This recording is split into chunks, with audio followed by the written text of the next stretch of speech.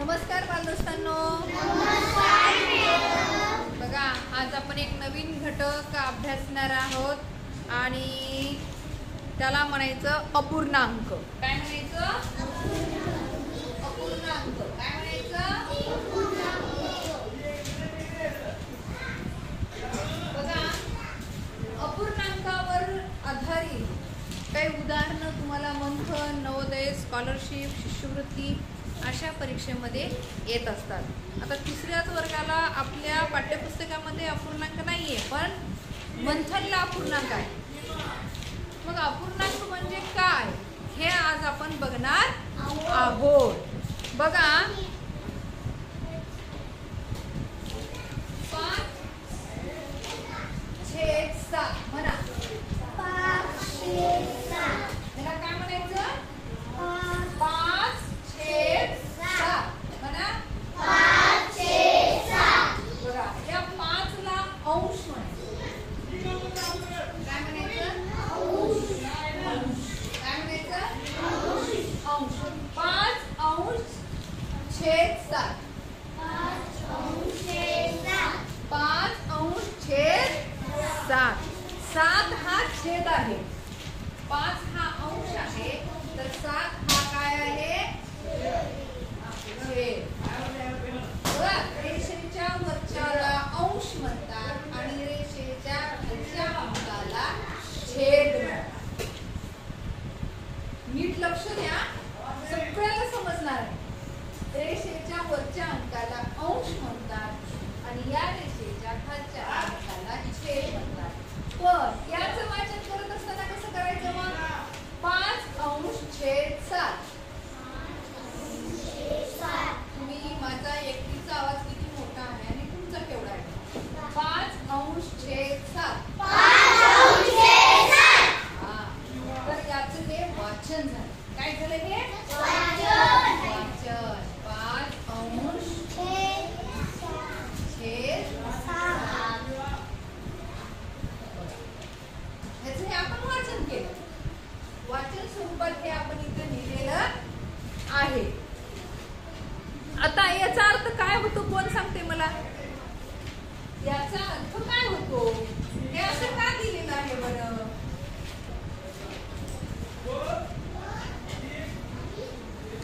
हे असं का दिलेलं आहे?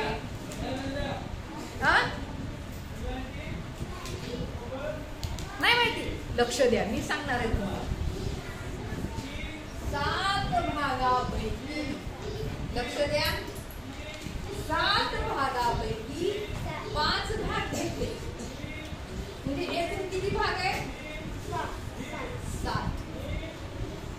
7 भागापैकी किती भाग घेतले? 5. म्हणून याला काय म्हणतात? म्हणजे एखादी वस्तू आहे, एखादी वस्तू आहे, तिचे समान 7 भाग केले. किती भाग केले? 7 भाग केले आणि त्या 7 भागापैकी 5 भाग घेतले म्हणजे हे वरचे 5. या 7 भागापैकी 5 भाग. लक्षात आलं का? याचा अर्थ काय होतो? आता मागे मी तुम्हाला उदाहरण सांगितलं, 1/4. यालाच 1 पाव म्हणतात, यालाच पाव भाग म्हणतात. काय म्हणतात? पाव. बघा, हे झालं होतं. एका भागाचे किती भाग आहेत? 4 भाग. आणि 4 भागातला किती भाग घेतला? 1 भाग. म्हणजे हे बघा, या 4 भागातला हा 1 भाग म्हणजे पाव आहे. याला आपण काय म्हणतो? पाव भाग. लक्ष द्या, मी हे दुसऱ्यांदा सांगत आहे तुम्हाला. मग ह्या पाव भागाचा अपूर्णांक हा आला.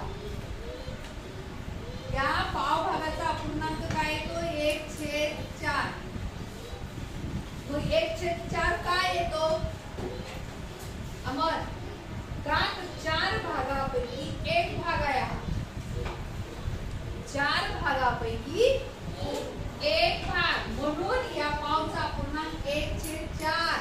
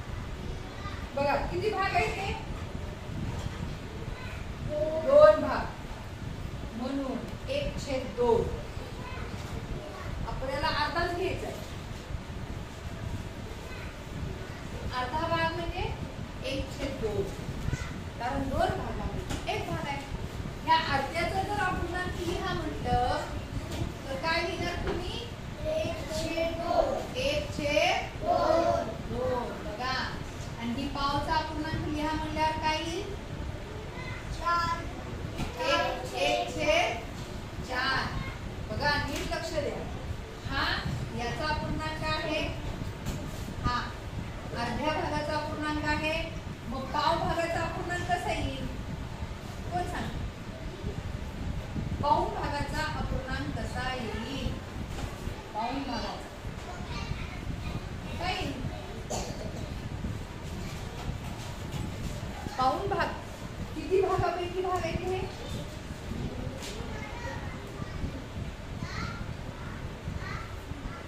किती भागापैकी? 3. हे भाग किती आहे? 3. किती भागापैकी? किती भागापैकी सांगा? 4 भागापैकी. 3/4. बघा आकृती काढून सांगितलं मी तुमच्या लक्षात येण्यासाठी. आकृतीकडे नीट पाहिलं. 1 2 3 किती भागापैकी? 4 भागापैकी 3 भाग. म्हणून पाऊणचा अपूर्णांक 3/4 आणि पूर्णचा अपूर्णांक लिहायची गरज नाही. याला काय म्हणायचं? 1 पूर्ण. 1 पूर्ण काय म्हणायचं? हा 1 पूर्ण. 1 पूर्ण हा काय आहे? 1 पूर्ण आहे. बघा काय आहे? 1 पूर्ण. 1 पूर्ण हा अपूर्णांक जो आहे तो पहिले लक्षात घ्या. बघा हा जो अपूर्णांक आहे त्याला म्हणायचं पूर्ण भाग. पूर्ण पावचा अपूर्णांक आहे 1/4. कारण 4 भागापैकी एकच भाग आहे म्हणून 1 वर आहे आणि खाली 4 आहे. 4 चा अर्थ काय? वैष्णव लक्ष दे. 4 चा अर्थ काय?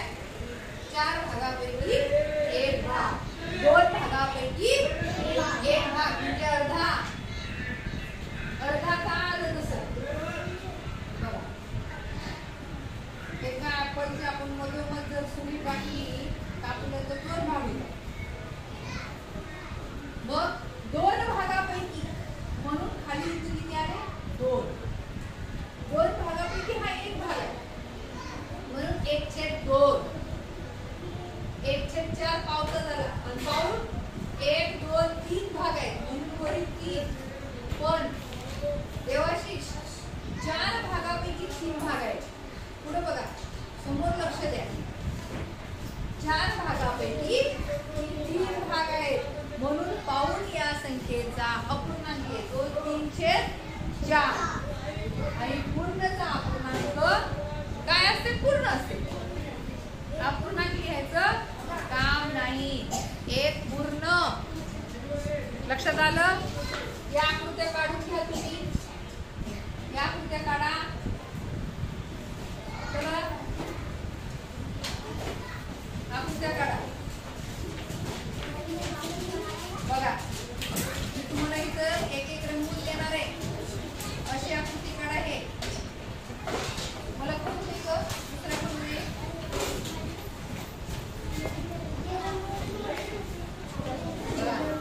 हा झाला पाव भाग.